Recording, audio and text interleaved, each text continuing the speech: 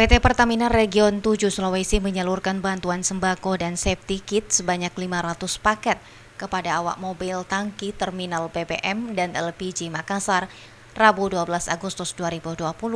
Bantuan ini untuk menunjang kebutuhan para pekerja selama pandemi COVID-19. Unit Manajer Kom dan CSR Mor 7 PT Pertamina Laodes Mursali mengatakan, bantuan sembako dan safety kit diharapkan dapat meringankan beban kebutuhan para pekerja di TBBM dan LPG Makassar selama pandemi COVID-19.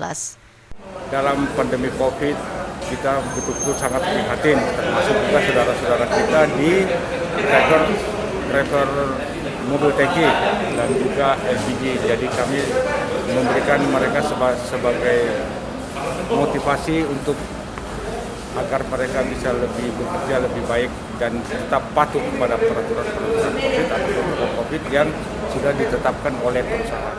Laude menambahkan PT Pertamina sangat prihatin terhadap para pekerja yang terus beroperasi selama pandemi COVID-19 dalam menyalurkan bahan bakar minyak kepada masyarakat, sehingga dengan adanya bantuan ini dapat mengurangi beban para pekerja, salah satunya dalam memenuhi 9 bahan pokok dan safety kit yang digunakan sehari-hari saat bertugas. Ira, Pajar TV, dan Pajar Radio melaporkan.